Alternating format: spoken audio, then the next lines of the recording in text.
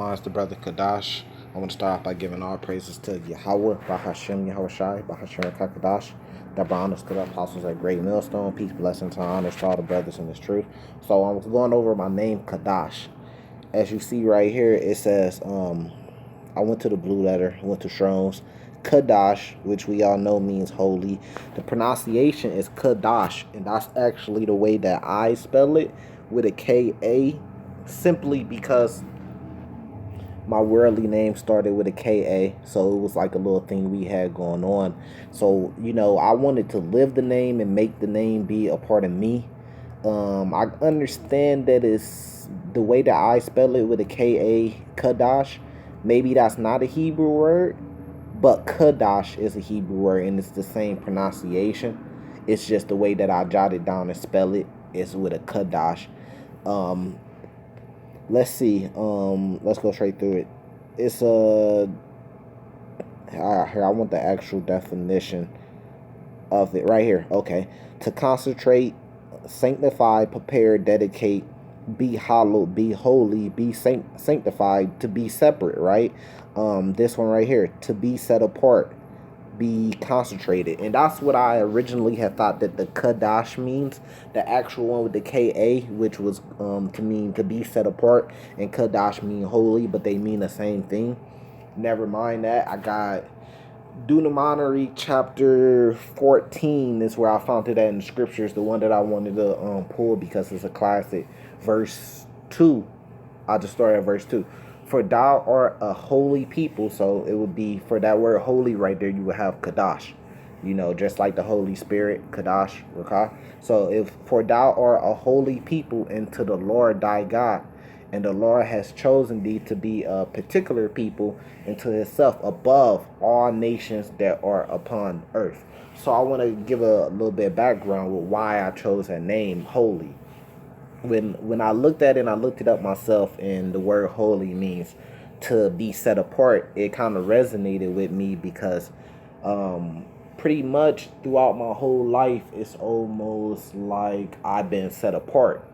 You know, growing up in the ghettos where they say the Israelites reside at, right? Growing up in the ghettos as I did, I was always set apart. I didn't we was talking about this at camp. Growing up in the ghetto and experience everything, you're pretty much a grown man at like the age 13. They say you got out. When did you start coming outside? Pretty much. When did you get off the porch? Well, I was off the porch at the age 10 or 11. Man, we used to do all type of bad stuff. We used to run the neighborhoods, under no supervision from our parents, around the age 10, 11. Matter of fact, around the age 8, we was going around and we was running the neighborhoods with no parents guiding us or watching over us. We'd be on our bikes, riding our bikes from this side of the city to that side of the city to meet up with some girls. We'd be getting into little gang fights. We have our gang over here, they over there. We meet up and we're fighting. We got our BB guns. We kind of like doing all the stuff that Jake do growing up in the ghetto, being wicked pretty much. But really we were unguided. So throughout all that, when we started to get older, some brothers started to get in trouble. Some brothers started to go towards the way of like selling drugs and stuff like that. Some brothers end up losing their lives just from accidents. Right? I had a friend that got hit on a bike and he lost his life. But with my family, on my dad's side, a whole bunch of drug dealers, and they all was getting locked up. So what's the trend? When we get older, we take their place. We get money for a while, then we get locked up. That's the cycle. But it was almost like I was set apart from that. I never had to do no long jail time. I'm still here living, so it's almost like the Lord grabbed me and said, no, this is not for you. Take this way until you're ready. All my friends start selling drugs. Instead of selling drugs, I went and got a job because, to me, it was like I'm making more money working this job than y'all selling drugs because I'm the only one driving this. I'm the only one driving that, but y'all sell drugs all day. but y'all ain't making more money than me with my 9 to 5. So it didn't add up to me. But really, I give all the blessings to the Lord, because I could have went down so many stumbling blocks. Smoking weed heavy. I never smoked weed heavy. Drinking heavy. I never drink heavy. A lot of different stumbling blocks that could have ended me up in jail, that a lot of people around me was doing. I never got into it, and I got to give credit to my parents and the Lord, because it was like the Lord grabbed me and set me apart. So that really resonated with me when it says to be set apart, because I feel like in my own life I was set apart. Like at one point in time, I opened a club, and this is a quick story. I opened a club up. I had my own club, legitimate club. I made thousands of dollars in nightly off of it, but it ended up getting shut down. And I was like, at first I was kind of mad about it, because I put a lot of money into it. But then I realized it was like, this club was going to get me in a lot of trouble. It was going to make me commit a lot of adultery. I seen how the girls was looking when they had come in the club, and they was looking for the owner. When I opened the club I seen in my city, I started to elevate into this, we call it a big dog. But I started to elevate somewhere where I thought I would have wanted to be, but probably not. It would have got me into a lot of wickedness. And that whole club scene, that whole club night life stuff is only going to get you into wickedness. Drinking, then eventually you start smoking. You popping all these females. You popping men, women, and stuff like that. Because I had a couple of them, they was messaging me. They was coming hard like, what could we do to get in the club free? I'm like, what y'all want to do? Nah, I'm straight. You know what I mean? So it was like, I seen it. I seen the devil coming for me, but the Lord took the whole club down because of, noise and stuff like that. So it ended up getting shut down. They said I had needed fire sprinkler system, and I didn't have it. So I ended up doing away with the whole thing. So it's like, anytime I almost excelled at doing something wicked, the Lord will bring it down. But he never punished me to the point where it was just completely over. He always left me kind of like a door to get out of, and he was guiding me. Then I got into the trucking stuff. So then I started trucking and stuff like that. And I was over the road, and that's where I found the truth at, watching these videos. So when those events happened, and it led me to being over the road and trucking, well, when I was over the road trucking, I'm sitting there behind the wheel for hours and hours a day. Well, let me watch some YouTube videos. And then eventually, I got into history of slaves and stuff like that. Then I seen a YouTube video that was talking about we are the true people, we are the Israelites. I'm like, that's interesting. I feel that way anyways. I don't know why I feel that way, but I feel that way. So I started to go into the video, and, it was just plain to see. It was true. And I was like, yeah, that's right. Okay, that makes sense. Yep, that adds up. Okay, this really, common sense ain't common to everybody, but really it was all common sense to me. I was like, right, that's common sense. Of course. Like, oh, they said they're the Edomites. Of course they're the Edomites. That's exactly who they are. So it lined it up perfect. And then I started to do my research to back it up. When I first got into truth, what helped me learn a lot was battling. So as soon as I got this truth, I wanted to talk about it. And then when I talk about it, I knew it was the truth, but I didn't know it. I couldn't prove it. So, when I'm battling people online and I'm defending the truth, I got to go back and get information in order to, be able to battle against them. So that made me sit down. A lot of brothers use different ways and stuff like that. And a lot of brothers use different avenues. But my avenue, that forced me to go sit down and read. Because I had to be prepared. That forced me to go get knowledge. It's just like a boxer. If you boxing, you in the boxing game, then you want to be the best. That's going to force you to get in that gym and work out.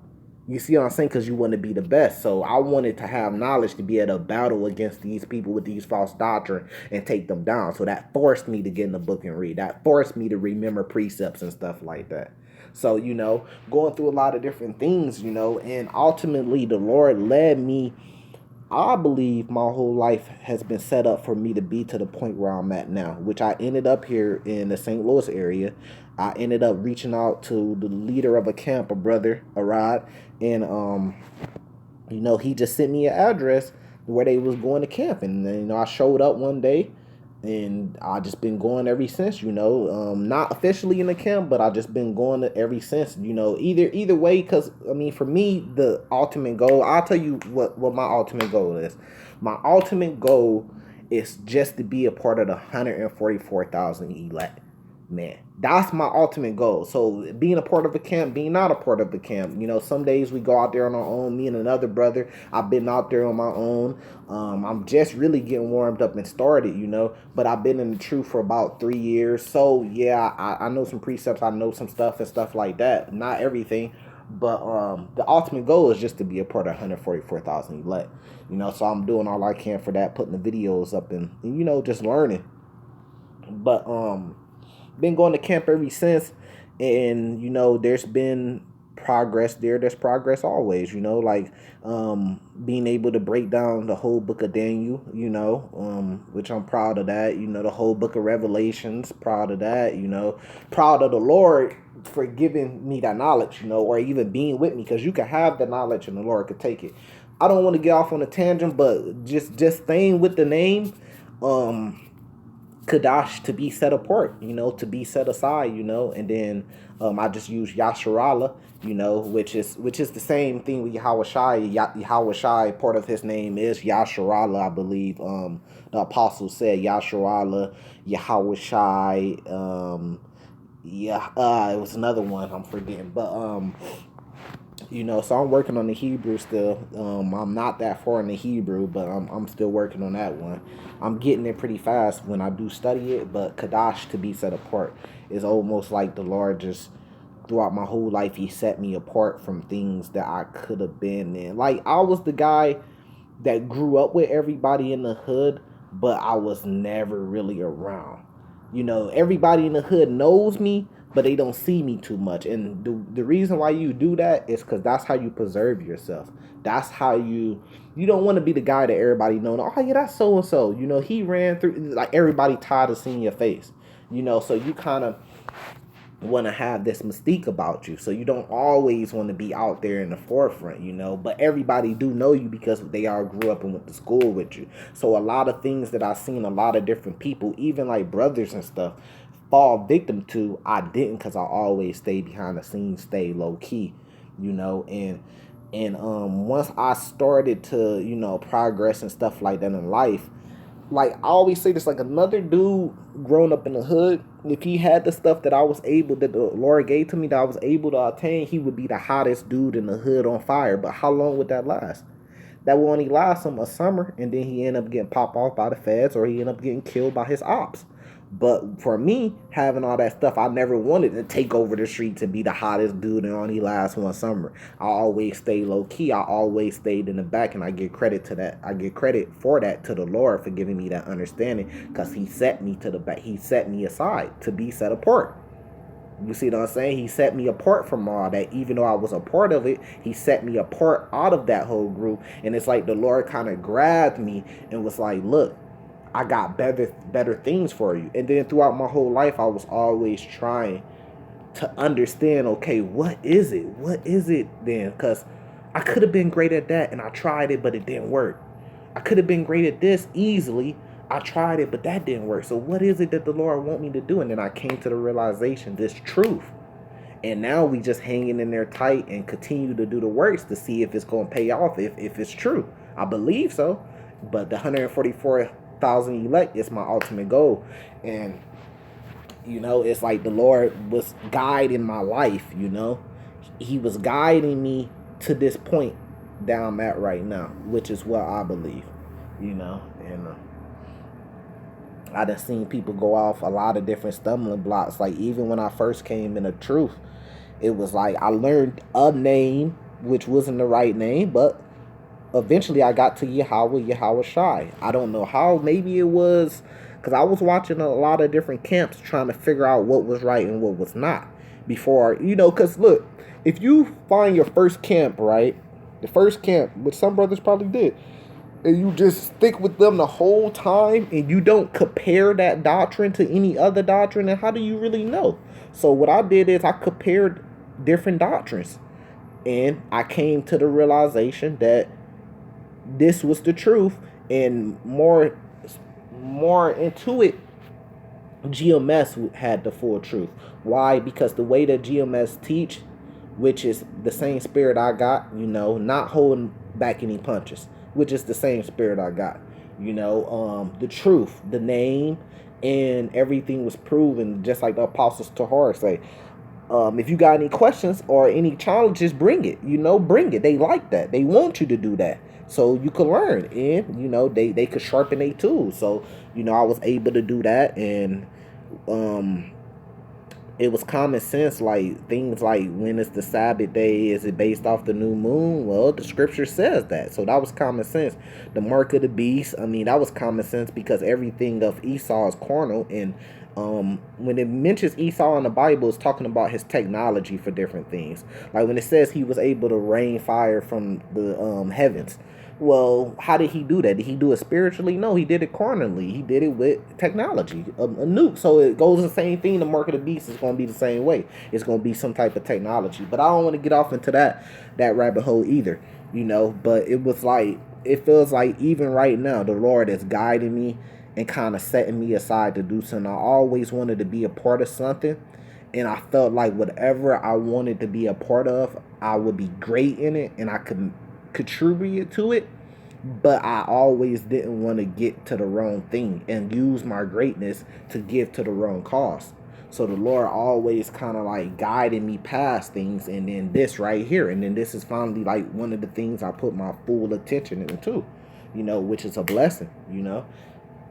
It's really a blessing. I pray every night and thank the Lord just getting this far. The goal is to beat 144,000 elect.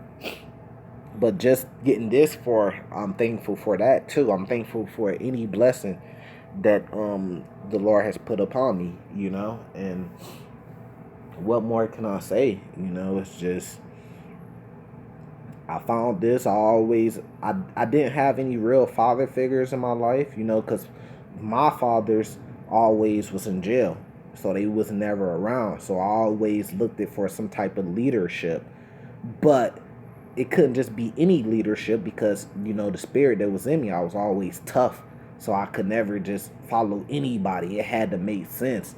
I needed to find a man, like a real man, and I didn't even know what a real man was to follow. All the goofies in the hood that was grown, I could see right past them, because I was smarter than them at a young age. You see what I'm saying? So I needed to find a man, and I never could find that until I got in this truth. And then the leaders, I seen wisdom in them. I seen what I thought was a man. I found the truth. Well, it's a righteous man. That's a man. You see what I'm saying? And the man in this truth, I must admit, they're man. Why? Because they have law, statutes, and commandments.